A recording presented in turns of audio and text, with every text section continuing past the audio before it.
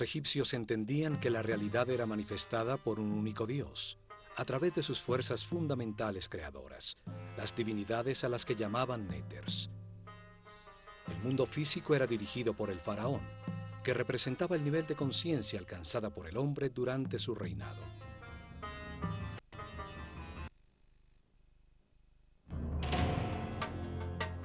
El faraón era la encarnación del Ka real, un mismo espíritu que evolucionaba reencarnando de faraón en faraón.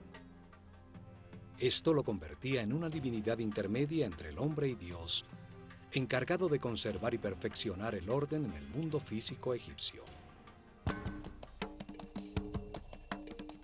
Su universo espiritual era guiado por el hierofante, el sumo sacerdote de la escuela de misterio de El Ojo de Horus, el primer servidor de Dios, Gen-Neter-Tepi, el gran vidente.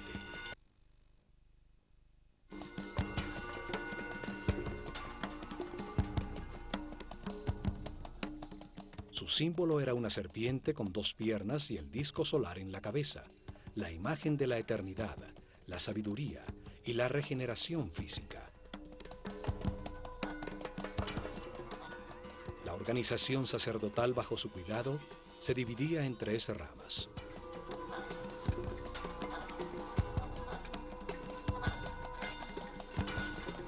La primera se encargaba del conocimiento verificado. Era dirigida por el más sabio de los sacerdotes. La segunda rama se encargaba del arte y los rituales. La tercera rama era la encargada de la administración de los templos.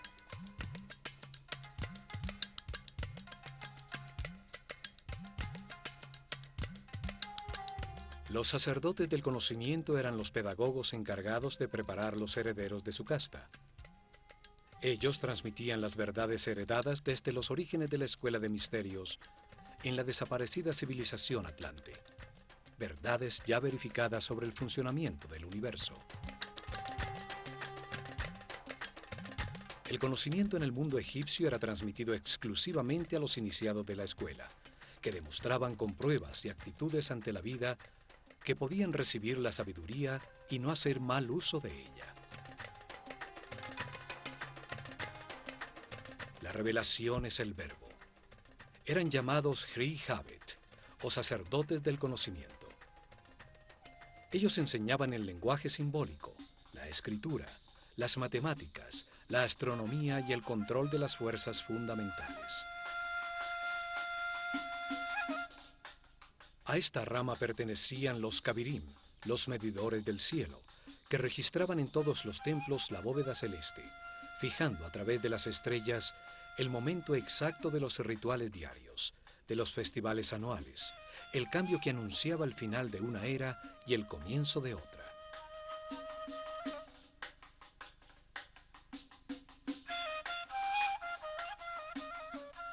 La segunda rama se encargaba de producir las obras de arte, del diseño arquitectónico y la construcción de los templos, de la dirección de los talleres donde los iniciados, ayudados por artesanos del pueblo, fundían las esculturas simbólicas. Estos sacerdotes creadores diseñaban y supervisaban las tallas en los muros de los templos. Ellos enseñaban a trabajar el arte con la sabiduría del amor, a disfrutar del oficio, a dar siempre lo mejor de sí. Diseñaban los símbolos, la herramienta fundamental de los rituales, los objetos y figuras simbólicas, y luego diseñaban lo que se debía hacer regularmente con ellos y en los momentos cósmicos como los solsticios y equinoccios.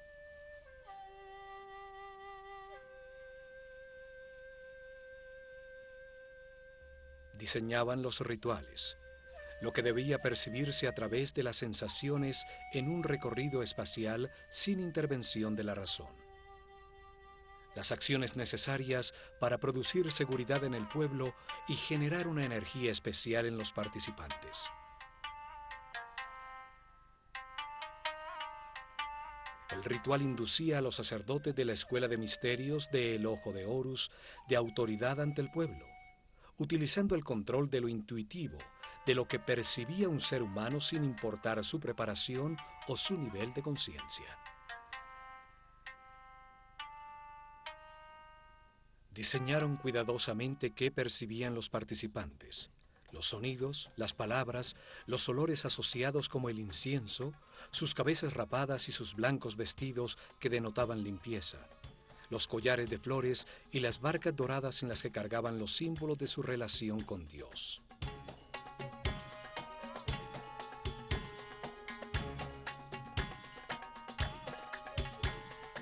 Utilizaron el ritual para transmitirle al pueblo la jerarquía y el orden de la sociedad que organizaron, utilizando sencillas herramientas como la riqueza de los vestidos, su vistosidad, la ubicación de los participantes o su cantidad. El ritual renovaba la relación entre los poderes de la realidad. Arriba el único Dios, luego los néters, los muertos, los sacerdotes, el faraón, su ejército y el pueblo. Los rituales acercaban al hombre a lo sagrado, le inducían profundas emociones que impulsaban sus acciones de una manera suave.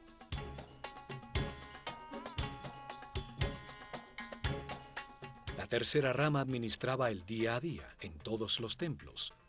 Organizaban los cultivos, el recibo de los suministros, la preparación de las comidas, la limpieza de todos los recintos en una sociedad comunitaria.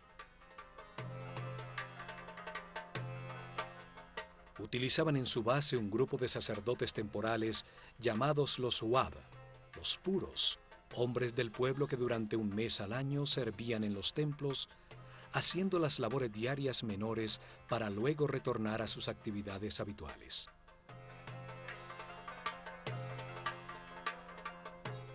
Unos vivían en el campo, cultivando los terrenos cedidos por el templo, alrededor de sus muros exteriores, y acudían al amanecer a realizar los ritos de purificación para entrar al templo y continuar con sus oficios del día.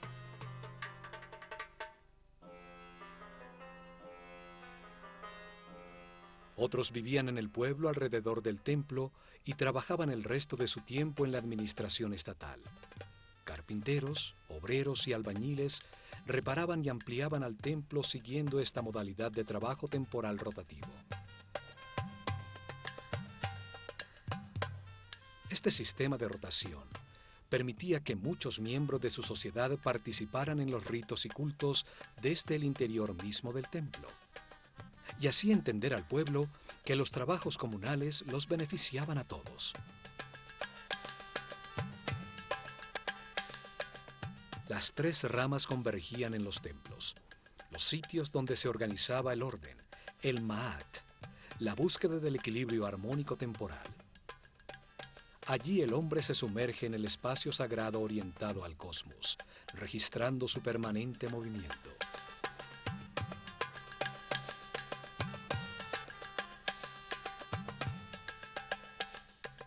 El templo era el instrumento para preservar el orden. No era un mundo creado para la salvación del alma. El espíritu se perfeccionaba, adquiría más información a través de la reencarnación al comprender los errores cometidos. El error era un instrumento de aprendizaje, no se necesitaba salvarse de él.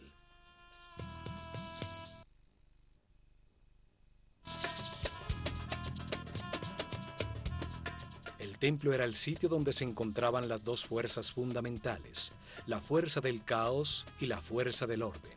Allí se lograba el equilibrio necesario, la armonía que conduce al perfeccionamiento de todos los individuos de su sociedad.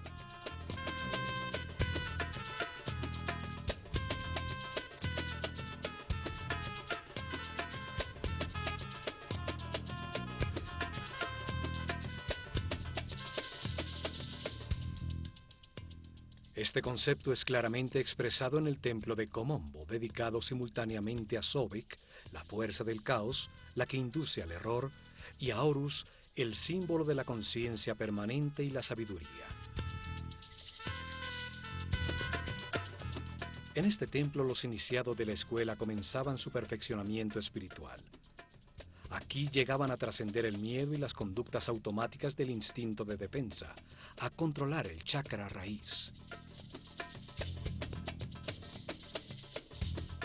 En este templo les enseñaban la existencia de la ley de la naturaleza, unos códigos divinos que producen una reacción automática para defender la vida, necesarios cuando se está en la animalidad, pero que hay que controlar para acceder a los niveles superiores de comprensión.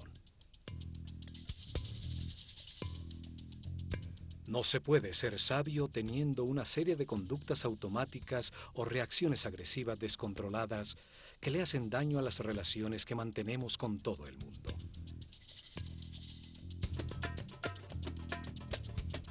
El primer nivel de comprensión terminaba cuando comprendían que la vida es eterna, que la muerte es una puerta en el proceso de reencarnaciones, cuando controlaban las reacciones automáticas de agredir para defender su vida.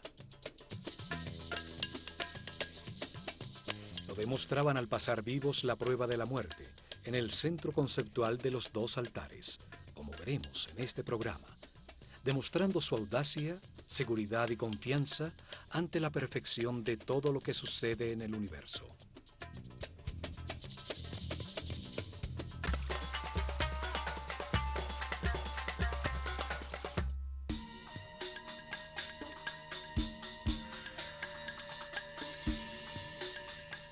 El templo de Komombo estaba dedicado a dar gracias por la dualidad existente en el universo que permite al hombre equivocarse y sus decisiones para producir comprensión y perfeccionamiento espiritual. Por eso estaba dedicado a dos fuerzas opuestas, representadas por Sobek, la figura simbólica de un hombre con cabeza de cocodrilo, y Horus, un hombre con cabeza de halcón, el ignorante y el sabio, el inocente y el que todo lo ha aprendido de tanto equivocarse a lo largo de 700 reencarnaciones.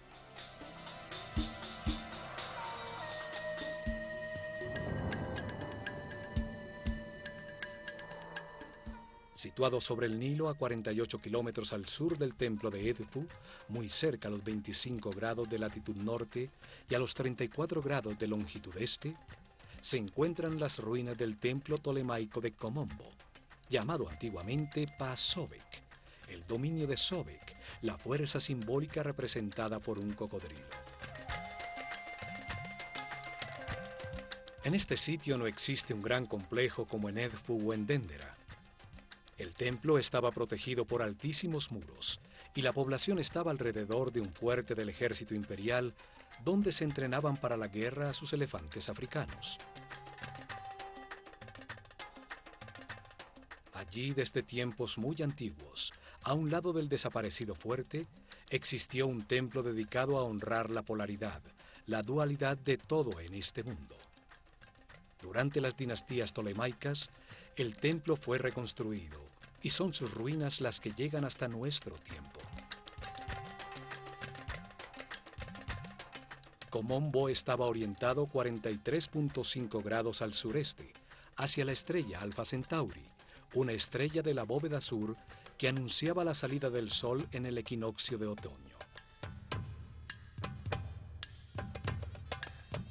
El templo, dividido por toda la mitad, estaba dedicado por igual a Sobek y a Horus, los dos extremos del camino de perfeccionamiento.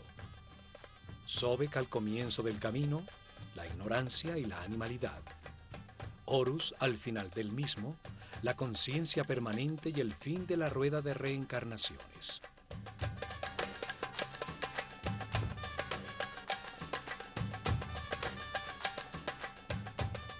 Al frente, un patio descubierto, conformado por las ruinas de las 16 columnas de un sombreado corredor cubierto. Hasta aquí podía entrar el pueblo. Un símbolo en las columnas lo autorizaba. El signo del ave sobre la media circunferencia, alabando al faraón. Al fondo se ve una de las torres que aún permanece del muro exterior. Tallados en sus muros vemos las dos figuras simbólicas enfrentadas y al faraón Ptolomeo V, el que ordenó la reconstrucción del templo.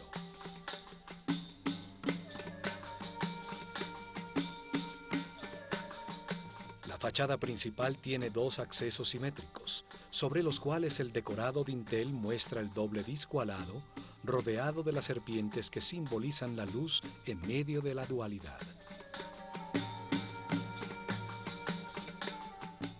Un muro a media altura, como el existente en Edfu y en Dendera, enlaza a 4 altísimas columnas. Una quinta columna divide las 2 puertas. El pílono cerraba el patio descubierto, permitiendo a sus visitantes vislumbrar la fachada interna desde las 2 puertas simétricas.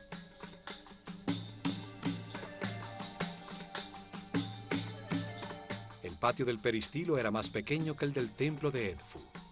En la sombra de sus desaparecidos corredores se refugiaban del sol los iniciados de la Escuela de Misterios.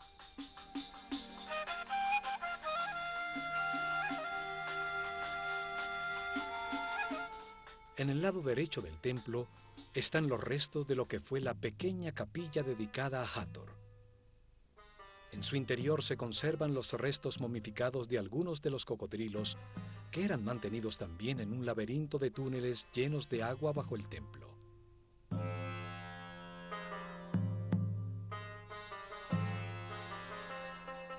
El cocodrilo es uno de los animales más duros y resistentes.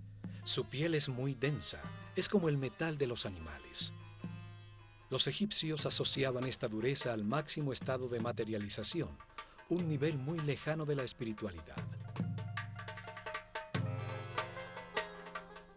Allí comienza el espíritu su camino de liberación de las limitaciones materiales a medida que va comprendiendo cómo funciona el universo. El cocodrilo simboliza a la vida cuando sale de las aguas de la inconsciencia. Sale a buscar el aire que representa la conciencia. Los egipcios creían que con la primera respiración entra el espíritu al cuerpo en que se encarna. La larguísima columna vertebral del cocodrilo es un símbolo del eje de la vida en todo ser vivo.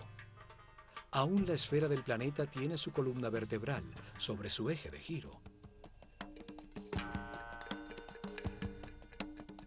Por allí se desplazan las fuerzas electromagnéticas que le dan vida y que forman un campo protector de las radiaciones solares ultravioletas alrededor del planeta, permitiendo el desarrollo de la vida y la evolución de la conciencia. Sobek, el cocodrilo, y Tuaret, la hipopótama, representaban en sus mapas celestiales a las estrellas circumpolares que, situadas sobre el eje de giro del planeta, brillan fijas por miles de noches sobre los polos.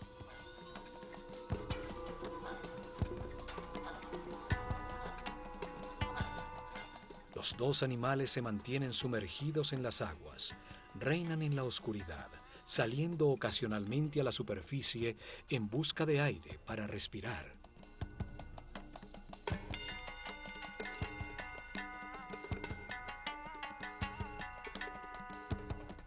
Las aguas representaban al caos, que luego renueva la vida. Las aguas del Nilo, la columna vertebral de Egipto, al desbordarse periódicamente, arrasa con todo, para luego producir el crecimiento de la vegetación y de la fauna. El caos desordena las partes, permitiendo que luego se organicen por las armonías o afinidades entre ellas que las une temporalmente. Desorden, caos, orden, armonía, ritmos que se alternan. Esta fuerza de la naturaleza, que desorganiza para renovar la vida, era reconocida con el nombre de Sobek, el hombre con cabeza de cocodrilo. Sobek pertenece a la corte de Set, el señor de la oscuridad, la fuerza que impulsa al hombre hacia el materialismo, la sensualidad, el que retrasa su camino evolutivo, el que siembra su vida de decisiones incorrectas para que aprenda con sus propios errores. Para los egipcios, estas fuerzas no eran ni buenas ni malas, eran neutras. Fueron diseñadas por Dios para permitir el error y el sufrimiento que producen comprensiones en el hombre, llevándolo a la inmortalidad y a la conciencia permanente. El simétrico templo está dividido exactamente por la mitad. El lado derecho hacia el este está dedicado a Sobek, el lado izquierdo hacia el oeste a Horus, el comienzo y el final del camino evolutivo de la conciencia. Horus, el hombre con cabeza de halcón, sobre la que se posa un disco dorado, era el símbolo de la conciencia permanente. Representa a un hombre que todo lo ha aprendido en esta escala de la realidad, un ser inmortal ascendido en las jerarquías del universo.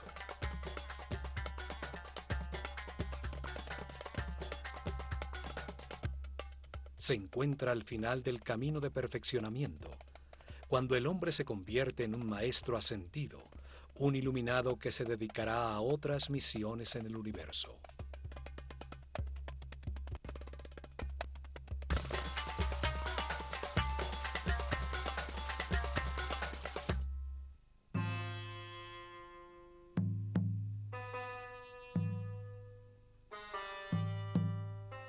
El faraón Ptolomeo VI inició la reconstrucción del antiquísimo templo y su decoración interior fue terminada bajo Ptolomeo XII, cuando la civilización egipcia estaba desapareciendo.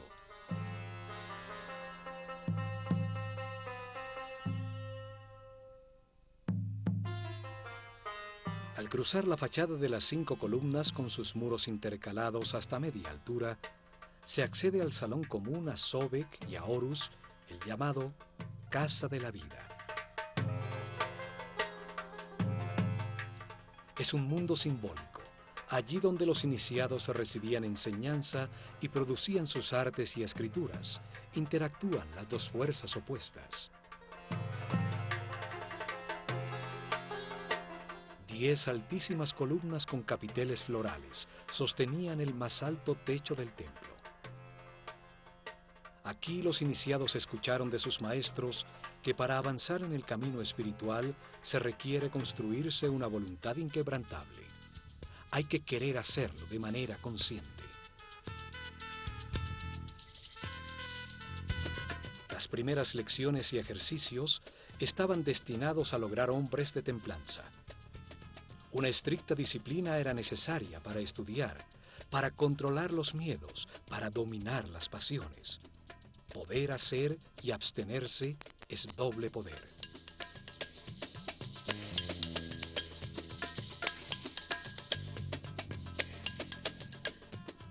Un compromiso más allá de la muerte era establecido para mantener una discreción total, un silencio absoluto sobre las verdades reveladas.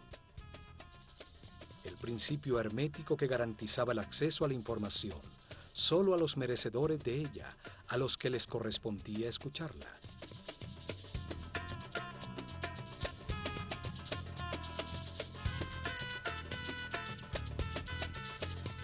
Se les revelaba que cuando aún no existe la conciencia y el libre albedrío, se necesitan los instintos, las conductas y reacciones automáticas. La ley de la naturaleza codifica esas reacciones en todos los animales para defender y generar la vida.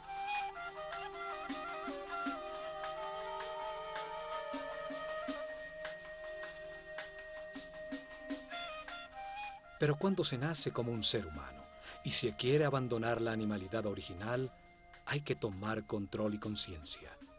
Ceder a las fuerzas de la naturaleza es seguir la corriente colectiva. Solo se obtiene el conocimiento y se evoluciona individualmente.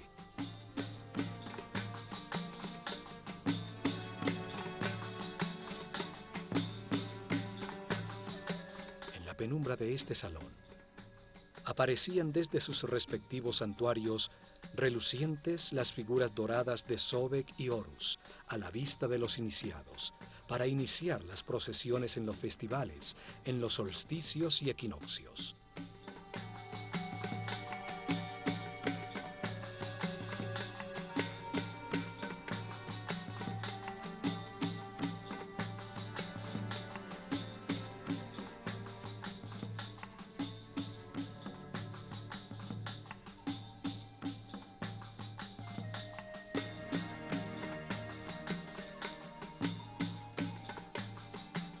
La decoración de sus muros es ceremonial.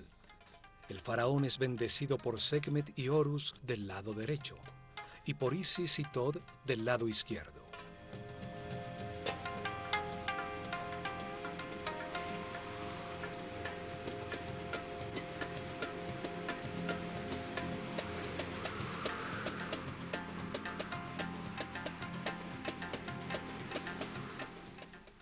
Otro mural similar existe del lado de Sobek, resaltando la igualdad de las divinidades sin importar sus condiciones polares, de buenas o malas, luz u oscuridad.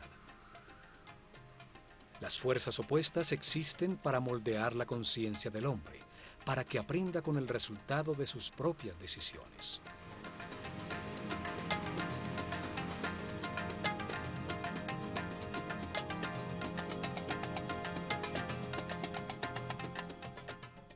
Inmediatamente después se llega a un espacio transversal donde se encuentra el Salón de las Purificaciones y el Salón del Almacenamiento de las Ofrendas del lado de Horus.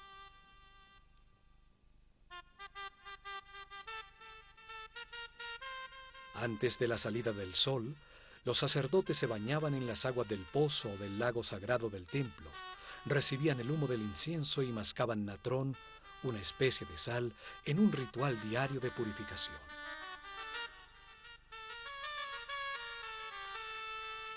Los baños purificadores se repetían al mediodía y por la noche. Todos estaban circuncidados, una costumbre que luego adoptaron los judíos. Vestían siempre de lino blanco. No se les permitía usar vestidos que utilizaran pieles o partes de animales muertos como el cuero o la lana. La excepción era la piel de leopardo, que utilizaban los altos sacerdotes, los zen, sobre los hombros, y el pelo trenzado a un lado de la cabeza como una marca de su condición.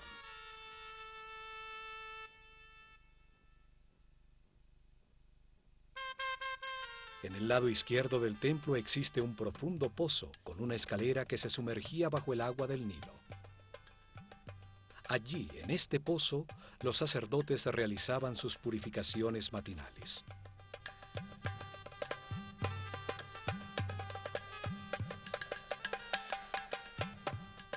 Una apertura superior permitía que el agua llenara un pequeño acueducto que mantenía con agua una pileta no muy profunda en el lado izquierdo del templo, donde los cocodrilos consagrados a Sobek retosaban.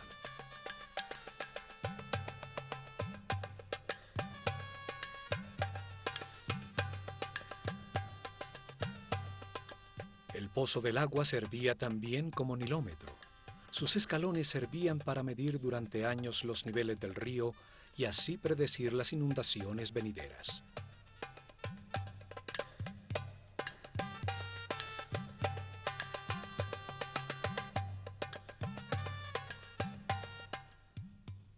En los muros de Komombo quedaron los registros de los festivales anuales que se realizaban en todos los templos de Egipto. Las procesiones rituales que llevaban las figuras simbólicas por el río de un templo al otro, mientras el pueblo con collares de flores cantaba y bailaba.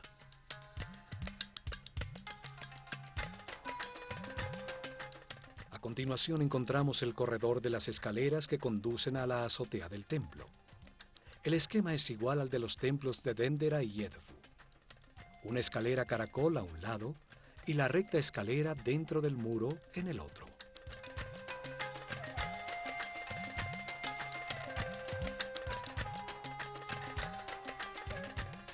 Desde allí se llega a la antecámara de los dos santuarios que tienen a cada lado un salón donde se guardaban las barcas de oro de Sobek y Horus, utilizadas por los sacerdotes para movilizar sus figuras simbólicas en las procesiones de los festivales.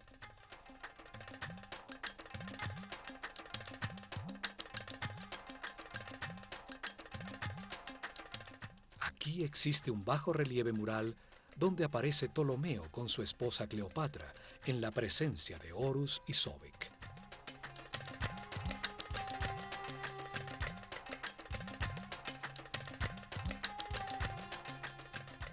En esta antecámara se consagraban las ofrendas del pueblo. Consideraban que si no se retroalimentaba a Dios con estas ofrendas, su fuente de energía se agotaba, sobreviniendo el caos. Era una forma de agradecimiento por lo recibido y una forma de confianza por lo que vendrá. Diariamente llegaban al templo pan, cerveza, frutas, vegetales, miel, aceite, perfumes, velas, sal, natrón y telas de lino, que los sacerdotes recibían en el salón de las ofrendas, y luego colocaban en la antecámara como una manera de agradecer a Dios por su abundancia.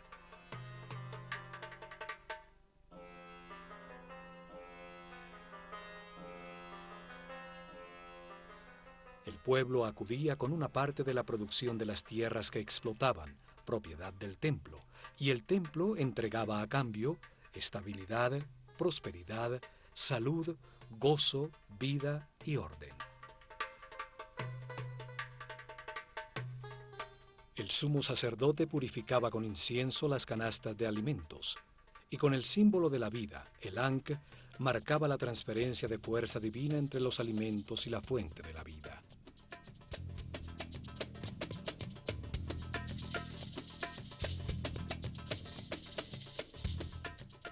Una vez consagradas las canastas con los alimentos, eran llevadas al exterior de la casa de la vida, al patio de los peristilos, donde se distribuía entre todos los habitantes del complejo religioso.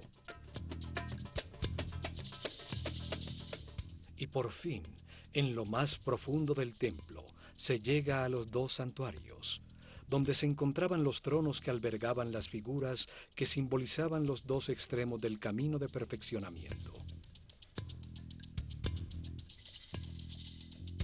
Los rayos del sol daban la oscuridad, permitiendo al sumo sacerdote del misticismo abrir las puertas del santuario y prender incienso en su interior.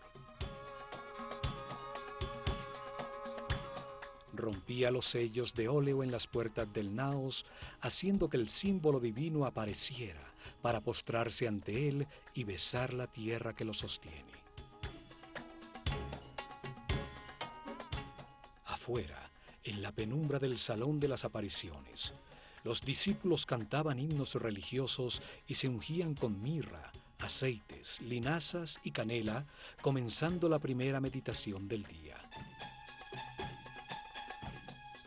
En el interior del templo, los asistentes del sumo sacerdote organizaban la arena del piso, barriendo las huellas de los pies, cerrando tras de sí las puertas que desde el salón de las escaleras conducía a la antecámara hasta la siguiente mañana.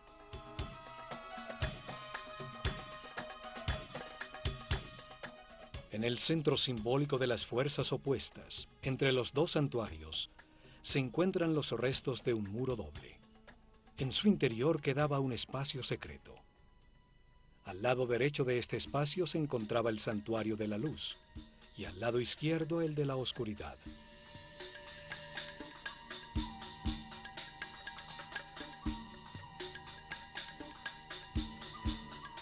Desde ninguno de los dos santuarios a sus lados se podía saber que existía este sitio en el centro de los muros. En este espacio mantenido lleno de agua hasta su parte superior, con acceso desde la azotea del templo, era donde los iniciados tenían que pasar la prueba de la muerte.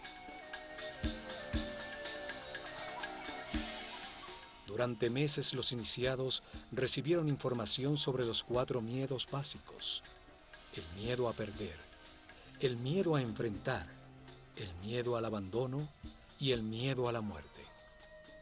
Entendieron que el miedo produce una reacción psicosomática, una reacción neurohormonal automática. Esta reacción se manifiesta en un desasosiego, un aumento de la frecuencia cardíaca y de la respiración. Se bloquea la razón y se produce un deseo de agredir o de huir. Todas reacciones automáticas descontroladas que producen una pérdida de la paz interior y de la energía vital.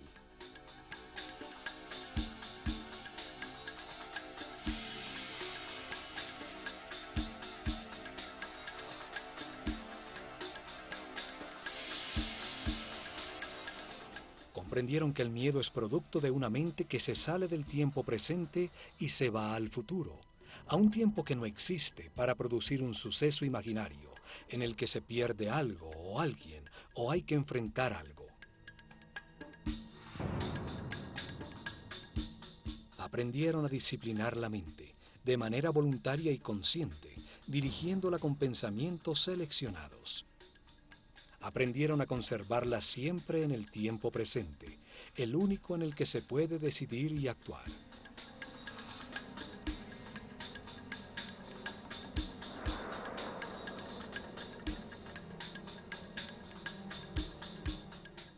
Se entrenaron para mantener pensamientos de satisfacción. Comprendieron que todo lo que sucede es perfecto y necesario para su propia evolución, que si les sucede es porque les corresponde.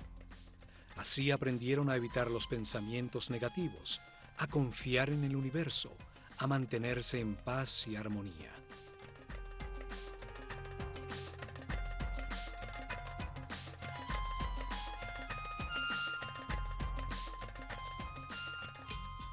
Hasta que sus maestros determinaban que era el momento de probar lo aprendido, lo ejercitado durante meses, se realizaba entonces una ceremonia individual en un salón descubierto en la azotea de este templo, frente a un rectángulo de oscura agua en el piso.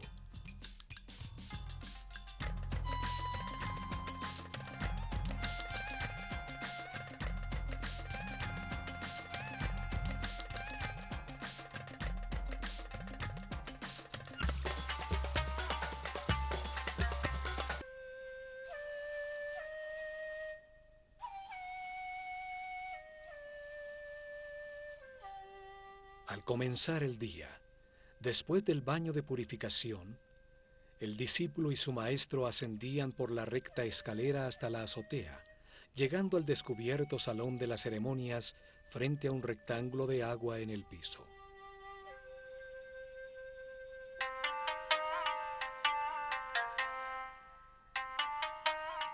Su entrenamiento lo había preparado para ser cuidadoso y consciente en todas las situaciones desconocidas, una condición necesaria para sumergirse en el laberíntico canal lleno de agua y encontrar una salida sin ahogarse.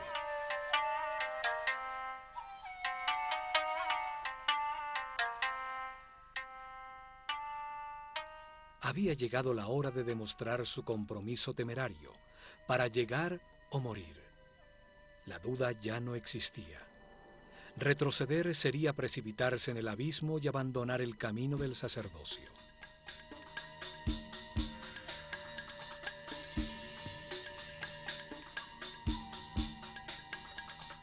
Con una bocanada de aire, el símbolo del espíritu y de la conciencia se sumergían en una especie de túnel vertical con salientes como de laberinto que estrechaban el paso.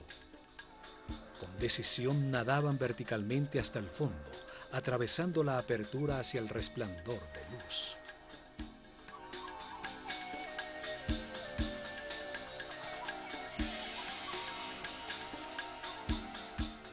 Se encontraban en un estrecho tanque, donde se veía la silueta recortada contra la luz del sol de un enorme cocodrilo.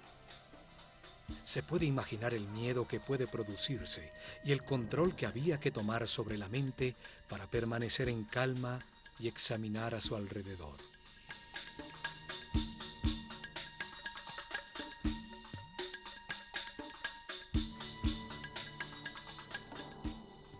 Solo así podía ver que en el fondo del tanque había una puerta muy oscura.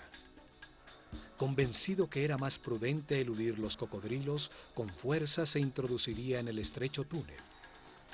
Muchas brazadas, y mientras el tiempo llegaría a un tubo vertical. Arriba brillaba también el sol. Ya más tranquilo, llegaba a la superficie habiendo pasado la prueba con éxito.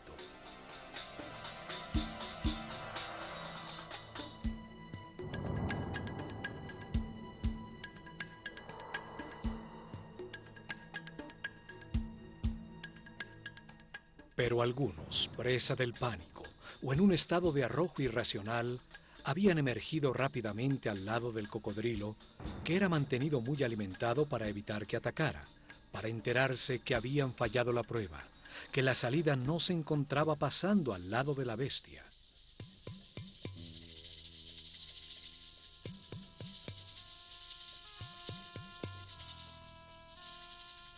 Deberían someterse a más tiempo de meditación y entrenamiento, ejercicios respiratorios para volver a enfrentarse a esta ceremonia, esta vez sabiendo que en el otro lado habría un cocodrilo esperándolo.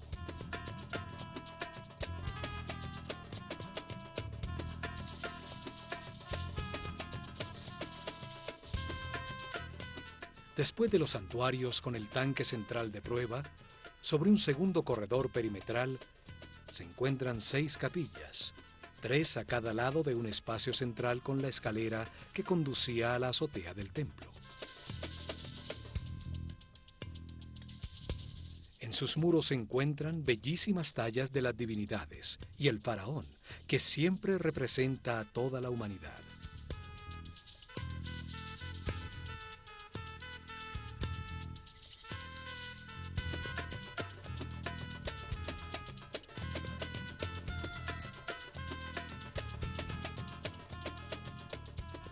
En este corredor perimetral se encuentra la famosa escena donde el emperador Trajano se arrodilla ante Imhotep, el arquitecto de Saqqara, quien presenta una serie de instrumentos quirúrgicos, curetas, fórceps, sierras quirúrgicas y escalas farmacéuticas.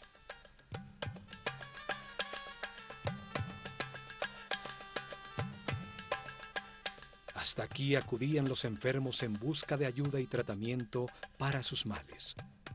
Muchas de las figuras talladas presentan una muestra de su fervor, pues el roce de miles de manos sobre sus formas sagradas gastaron la roca.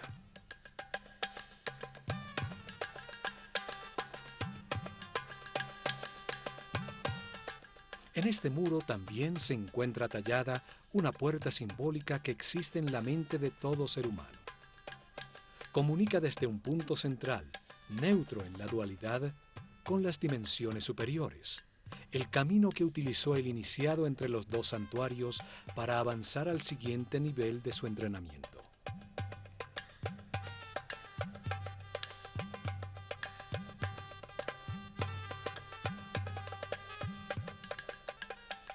Al lado izquierdo se encuentra Sobek, con una vara rematada por la figura de un león, el más perfecto de los animales, y a la derecha, Horus, con un cuchillo con piernas humanas, símbolo del camino de sufrimiento y autocontrol de todo ser humano para llegar a la condición de maestro ascendido.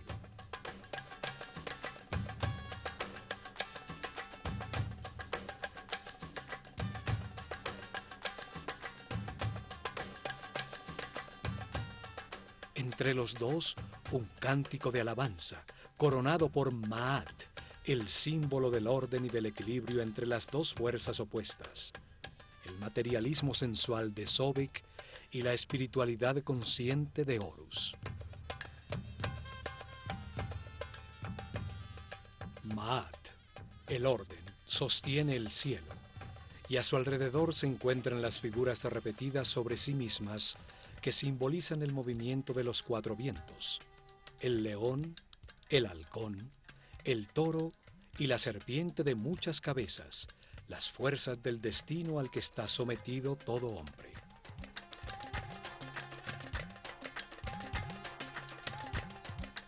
Curiosamente, esos mismos símbolos fueron utilizados posteriormente por los cristianos para representar a los 4 evangelistas.